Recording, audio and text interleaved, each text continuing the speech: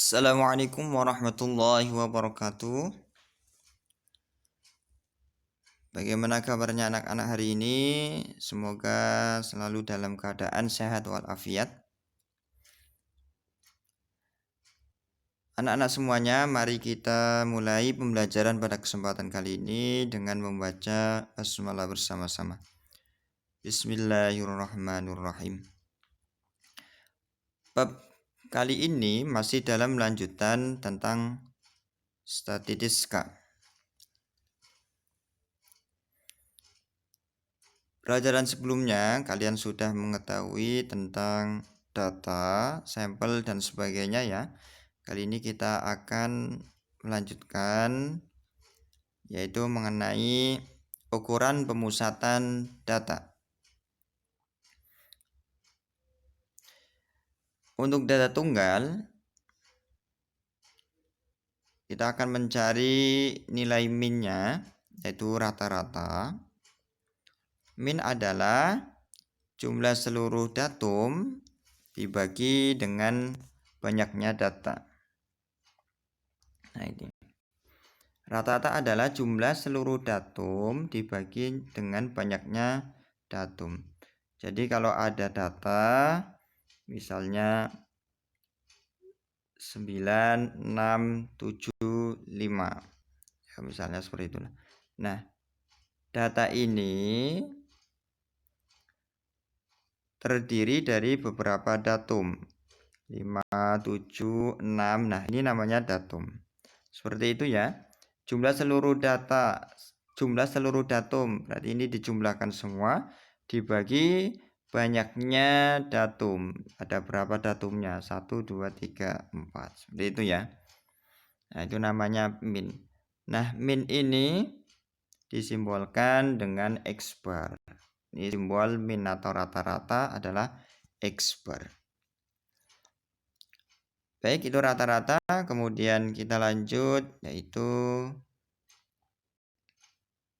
median. Nah, median adalah nilai tengah dari suatu data yang diurutkan terlebih dahulu dari datum terkecil ke datum terbesar. Nah, ini median. Median itu nilai tengah, tapi diurutkan terlebih dahulu datumnya dari terkecil sampai ke terbesar. Kemudian modus adalah nilai yang sering muncul dari suatu data. Yang paling banyak muncul nilainya apa? Itu min, modus, dan median. Kemudian untuk penyebaran datanya ada jangkauan. Apa itu jangkauan? Jangkauan atau rank atau rentang nilai adalah selisih antara datum terbesar dan datum terkecil. Ini namanya jangkauan. Nah, dirumuskan dengan R sama dengan X maksimal dikurangi X minimal. X maksimal itu adalah datum yang terbesar, X minimal adalah datum yang terkecil. Kemudian kuartil. Apa itu kuartil? Kuartil adalah suatu nilai yang membagi data menjadi 4 bagian yang sama. Itu kuartil. Nilai yang membagi 4 bagian yang sama. Kuartil yang pertama atau Q1 adalah kuartil bawah. Nah, kuartil kedua adalah kuartil tengah atau median. Yang ketiga adalah kuartil atas Q3. Jadi data itu dibagi menjadi 4. Kuartil pertama disebut kuartil bawah, kuartil kedua disebut dengan kuartil tengah atau median, kuartil 3 adalah kuartil atas atau Q3 simbolnya. Kemudian jangkauan kuartil atau hamparan disimbolkan H sama dengan Q3 dikurangi Q1. Tadi Q3 adalah kuartil apa? Kuartil atas dikurangi kuartil bawah Q1. Kemudian simpangan kuartil simbolnya adalah SK sama dengan setengah H, tadi H-nya itu adalah jangkauan kuartil. Atau setengah dari Q3 dikurangi Q1. Itu simpangan kuartil. Nah, kita masuk ke contoh soal. Diketahui suatu data dari nilai ulangan 10 anak adalah sebagai berikut. 8, 4, 5, 5, 4, 6, 7, 2, 8, dan 5. Nah, kita lihat ada 10 datum ya.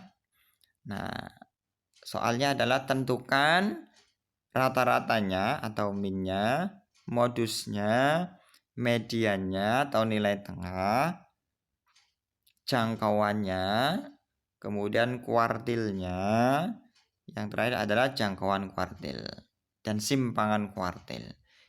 Kita disuruh untuk menentukan ini semuanya. Nah, kita jawab. Langkah yang pertama adalah kalian harus mengurutkan data tersebut.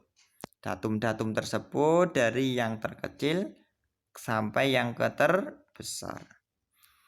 Nah, 2, 4, 4, 5, 5, 5, 6, 7, 8, 8. Ingat ada berapa?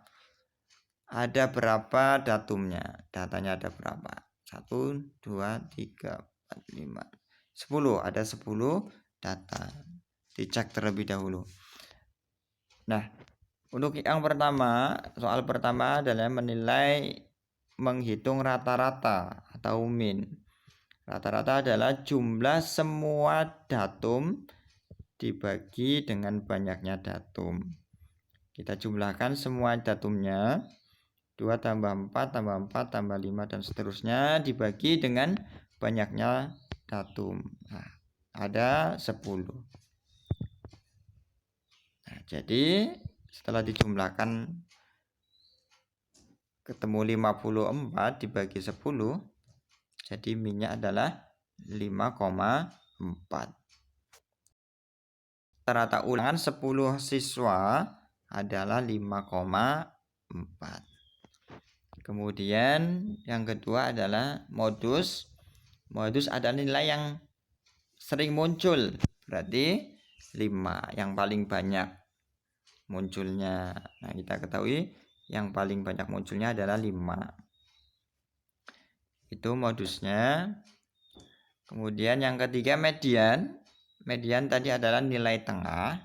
Nah, kita urutkan terlebih dahulu. Kemudian kita menentukan nilai tengahnya. Karena ini datanya genap, jadi di tengah-tengah atau nilai tengahnya itu dua datum. Nah, jadi kita tambahkan kedua datum tersebut kemudian dibagi menjadi 2. Ini kalau kebetulan jumlah datumnya genap. Kalau jumlah datumnya ganjil bagaimana? Lebih mudah lagi kalau jumlah datumnya ganjil. Nah, ambil yang tengah-tengah. Contoh 3, 4, 5, 6, 7. Nah, ini datumnya 5. Nah, nilai medianya adalah berapa? Ya 5. Di tengah-tengah seperti itu. Kalau ini kan nilainya ada 2 ya, genap. Berarti 5 tambah 5, 10 dibagi 2 tetap 5. Oke. Kita lanjutkan, nilai medianya adalah 5. Kemudian jangkauan. Jangkauan adalah selisih dari datum maksimal dikurangi minimal. Datum maksimalnya adalah 8, dikurangi datum minimalnya adalah 2. Jadi jangkauannya adalah atau ranknya adalah 6. Nah, kemudian kuartil. Kuartil tadi adalah data yang nilai yang membagi data menjadi 4. Seperti itu. Nah, seperti itu ya. Kemudian kita lihat langkah pertama menentukan Q2-nya. Nah, seperti ini. Q2-nya di tengah-tengah ini. Nah, kita bagi 2 atau menentukan nilai tengah.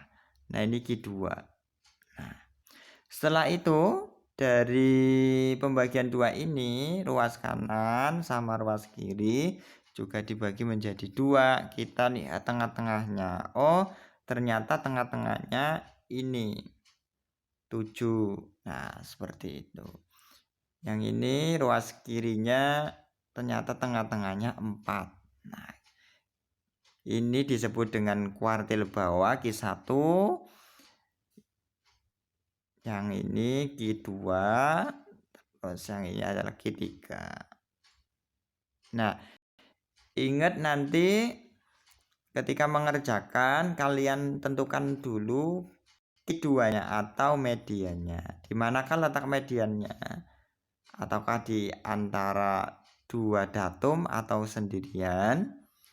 Nah, setelah menentukan Q2, kalian bagi ruas kanan dan ruas kiri menjadi 2 bagian yang sama. Nah, jadi data ini dibagi menjadi 4. 1, 2, 3, 4. Seperti itu ya. Itu sehingga kita dapat mengetahui Q1-nya 4, Q2-nya 5, Q3-nya 7. Kita next untuk kuartil udah, jangkauan kuartil sekarang. Jangkauan kuartil rumusnya H sama dengan Q3 dikurangi Q1. Tadi udah ketemu Q3-nya 7, Q1-nya 4. Jadi 7 dikurangi 4 sama dengan 3. Nah, jangkauan kuartilnya 3. Nah, kita menentukan simpangan kuartil. Simpangan kuartil adalah setengah dari jangkauan kuartil. Nah, setengah dari H. Kita masukkan setengah H atau setengah kiri 3 dikurangi Q1. Maka setengah kali 3, 3/2 atau 1/2. Jadi simpangan kuartilnya adalah 1/2. Itu ya anak-anak semuanya. Itu untuk data tunggalnya. Kemudian untuk data berkelompoknya nanti kita bahas di pertemuan selanjutnya. Itu saja mungkin dari Bapak, kurang lebihnya mohon maaf. Apabila ada yang tidak paham silakan japri di WA-nya Ustadz. Demikian kurang lebihnya mohon maaf. Billahi taufiq wal hidayah. Wassalamualaikum warahmatullahi wabarakatuh.